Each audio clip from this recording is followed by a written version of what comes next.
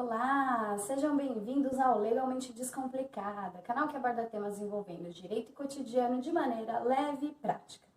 E hoje falaremos brevemente sobre o Estatuto da Pessoa com Deficiência, relatando as alterações que ocorreram com essa nova lei. Para aprender mais sobre esse assunto, acompanhe esse vídeo até o final, sem esquecer de deixar aquela curtida e ainda compartilhar esse vídeo com seus amigos e familiares. Bom, nos dias atuais, infelizmente, escutamos um numeroso grupo de pessoas que acham injusto qualquer tipo de lei para determinadas minorias. Alguns afirmam que sequer é possível nomear certo grupo como minoria, o que traria, segundo eles, privilégios ao invés de igualdade. Só que quando pensamos sobre o passado, no tocante a pessoas com limitações físicas ou mentais, o tratamento recebido ele não tinha nada de igual e tampouco de humano. Basta pesquisar sobre costumes de povos antigos que sacrificavam crianças que fossem consideradas inaptas a se desenvolverem como um adulto sadio e normal. Mas será que esse tratamento desumano era uma coisa assim tão distante? Bom, aqui no Brasil, no século XX, o auxílio governamental para pessoas com deficiência era tímido, quase inexistente. Apenas em grandes centros e geralmente focado no tratamento de deficiência visual e auditiva.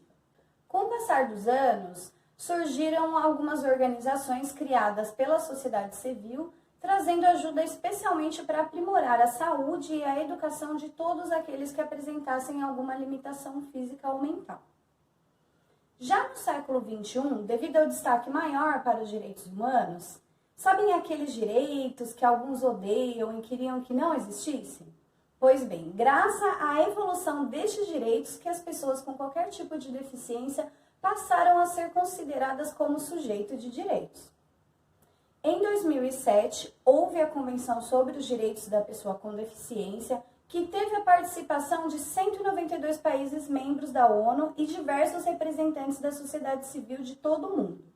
O texto final do Tratado Internacional ele foi aprovado em 13 de dezembro de 2006, firmado pelo Brasil e vários outros países com o objetivo de proteger os direitos e a dignidade das pessoas com deficiência. Assim, o Brasil se comprometeu a promover, proteger e assegurar o exercício pleno dos direitos humanos das pessoas com deficiência, se comprometendo a oferecer a plena igualdade dessas pessoas perante a lei. Vale lembrar que o nosso Código Civil atual é de 2002 e apesar de inúmeras transformações positivas em relação ao Código anterior, que era de 1916, ainda persistiam termos ultrapassados e preconceituosos. Só por curiosidade, no Código Civil de 1916, o artigo 5º informava quem eram os absolutamente incapazes de exercer os atos da vida civil. E no inciso 2, ele mencionava os loucos de todo gênero, uma forma nada educada do legislador para se referir às pessoas com deficiência mental. Voltando à legislação recente, o destaque de hoje é a Lei 13.146 de 2015, conhecida como Estatuto da Pessoa com Deficiência, que trouxe inúmeras alterações em proteção a todas as pessoas que apresentem qualquer tipo de limitação. Antes dessa lei, a pessoa adulta com 18 anos ou mais, que tivesse algum tipo de deficiência física ou mental, ela poderia ser considerada relativamente ou absolutamente incapaz, classificação que era determinada em perícia realizada durante o processo de interdição, no qual, além de verificar o grau da incapacidade dessa pessoa, lhe era nomeado um representante chamado curador. Até então, esse curador ele agia de forma semelhante ao guardião de criança ou adolescente. Cuidava não somente da vida financeira do curatelado, como ainda lhe representava em todos os atos da vida civil. Ou seja, nenhuma decisão era tomada sobre aquela pessoa declarada como incapaz sem a aprovação do seu representante. Com o surgimento da Lei 13.146 de 2015, uma importante modificação aconteceu, porque não existem mais pessoas adultas absolutamente incapazes, já que os únicos que ainda permanecem como absolutamente incapazes são os menores de 16 anos. A regra é a plena capacidade, existindo incapacidade relativa apenas em casos excepcionais e judicialmente comprovados.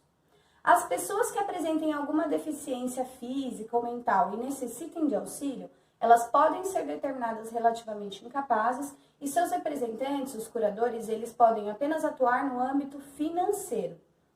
Aquela representação total que existia anteriormente, ela foi extinta, sendo mantida apenas a curatela.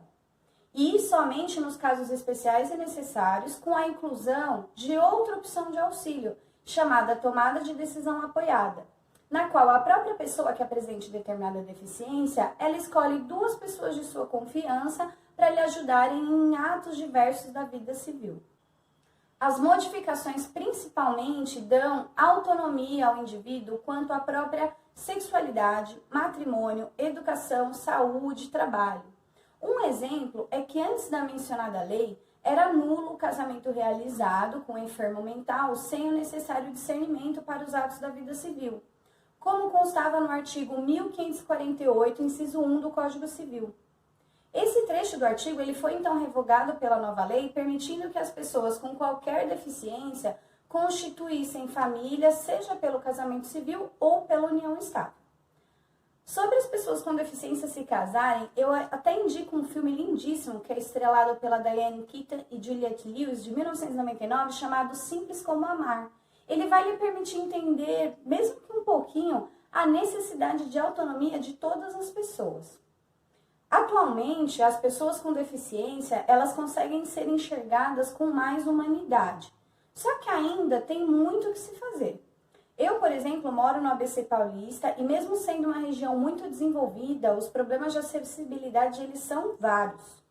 A única lembrança que eu tenho de ter estudado com alguma pessoa com deficiência foi no ensino infantil, onde eu tive uma coleguinha com limitação auditiva. Fica então essa pergunta, por que não há uma frequência dessa convivência, seja no âmbito escolar ou no âmbito social? E você que está me assistindo, você tem noção das reais dificuldades que passam as pessoas com deficiência devido a toda essa falta de acessibilidade? O que você faz no seu ambiente social ou comercial para incluir todas as pessoas? Deixe aqui seu comentário, seja no canal ou nas minhas redes sociais. Muito obrigada pela atenção e nos vemos no próximo vídeo.